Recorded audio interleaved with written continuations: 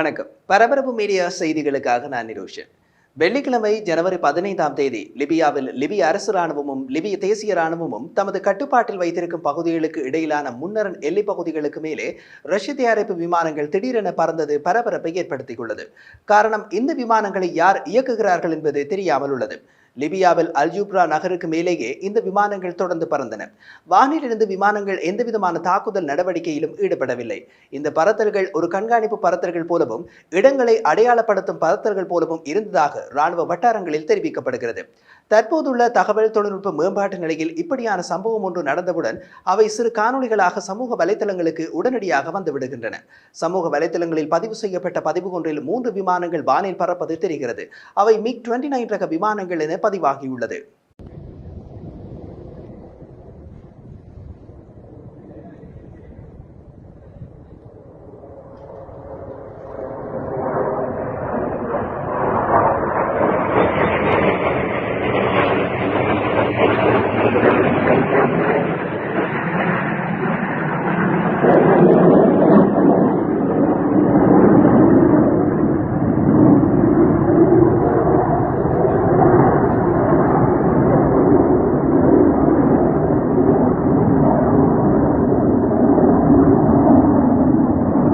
லிபியாவின் வான் பகுதியில் MiG-29 ரக விமானங்கள் பறந்தால் அது பரபரப்பை ஏற்படுத்தக்கூடிய விஷயம்தான். காரணம், லிபியாவில் நடைபெறும் மோதலில் தமக்கு நேரடியாக எந்த பங்கும் கிடையாது என கூறும் ரஷ்யா 14 MiG-29 ரக விமானங்களை அரசு ராணுவத்திற்கு எதிராக மோதலில் ஈடுபடும் லிபிய தேசிய ராணுவத்திற்கு கொடுத்ததாக தகவல்கள் உள்ளன. இப்போதுள்ள முக்கிய கேள்வியே, அந்த விமானங்களை வானில் செலுத்துவது யார்?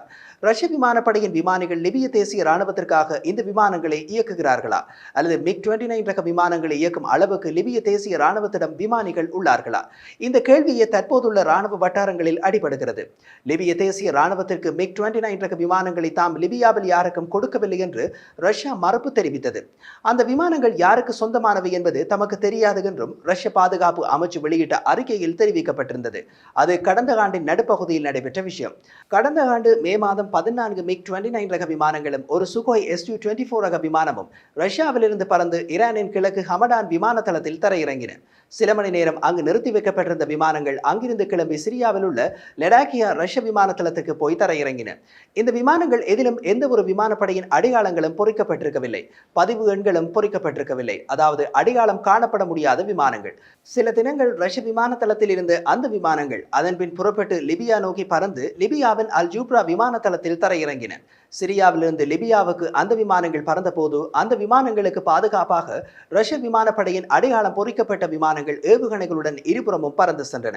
அடையாளமற்ற விமானங்கள் அல்-ஜுப்ரா விமான தளத்தில் தரையிறங்கிய பின் ரஷ்ய விமானப்படை விமானங்கள் வானில் வட்டமடித்து சிரியாவில் உள்ள லடாக்கியா விமான தளத்திற்கு திரும்பிவிட்டன. இந்த சம்பவம் கடந்த மே மாதம் நடைபெற்றது. அது பற்றிய காணொலிகளை நாம் பரபரப்பு மீடியாவில் அப்போது வெளியிட்டிருந்தோம். அடையாளம் குறிப்பிடப்படாத விமானங்கள் ரஷ்ய விமான தளத்தில் இருந்து புறப்பட்டதாலும் அவற்றுக்கு ரஷ்ய விமானப்படை விமானங்கள் பாதுகாப்பு கொடுத்ததாலும் MiG-29 ரக விமானங்கள் ரஷ்யாவால் கொடுக்கப்பட்டவை என்றே எடுத்துக் கொள்ளப்பட்டது. அல்-ஜுப்ரா விமான தளம் ஜெனரல் ஹலீபா ஹப்டாரின் லிபிய தேசிய ராணுவத்தின் கட்டுப்பாட்டில் உள்ளது. கடந்த மே மாதம் லிபியா சென்ற அந்த விமானங்கள் அதன்பின் லிபியாவில் மோதல் நடைபெற்ற பகுதிகளுக்கு மேல் எப்போதும் பறந்ததில்லை. அல்-ஜுப்ரா விமான தளத்தில் மறைவான பகுதியொன்றில் அவை பாதுகாப்பாக நிறுத்தி வைக்கப்பட்டிருக்கலாம் என்று ஊகிக்கப்பட்டது. அந்த விமானங்கள் தான் தற்போது அல்-ஜுப்ரா நகரத்தின் மேல் பறந்தன என்று ஊகிக்கப்படுகிறது. இவ்வளவு காலமும் பறக்காமல் வைக்கப்பட்டிருந்த விமானங்கள் திடீரென பறக்க விடப்பட்டதன் காரணம் என்ன? லிபிய தேசிய ராணுவம் பெரிய அளவிலான ராணுவ நடவடிக்கை ஒன்றை திட்டமிடுகிறது என்றும் எடுத்துக் கொள்ளலாம். அல்லது ரஷ்யாவால் கொடுக்கப்பட்ட விமானங்களை இயக்கக்கூடிய விமானிகள் இதுவரை லிபிய தேசிய ராணுவத்திடம் இல்லாது இருந்திருக்கலாம். இப்போது புதிதாக அவர்களுக்கு MiG-29 ரக விமானங்களை செலுத்தக்கூடிய சில விமானிகள் கிடைத்திருக்கலாம். அந்த விமானங்களை செலுத்தும் விமானிகள் ரஷ்ய விமானப்படை விமானிகளாக இருக்க வாய்ப்பு குறைவு. பெரும்பாலும் ரஷ்ய வாடகை ராணுவத்தின் விமானிகளாக இருக்க வாய்ப்பு உள்ளது. லிபியாவில் நடைபெறும் மோதலில் தாம் எந்த தரப்புக்கும் ஆதரவு கொடுக்கவில்லை என கூறும் ரஷ்யா மறைமுகமாக ஜெனரல் ஹலீபா ஹப்டாரின் லிபிய தேசிய ராணுவத்திற்கு ஆதரவு கொடுக்கிறது என்பது உலகம் அறிந்த ரகசியம்தான்.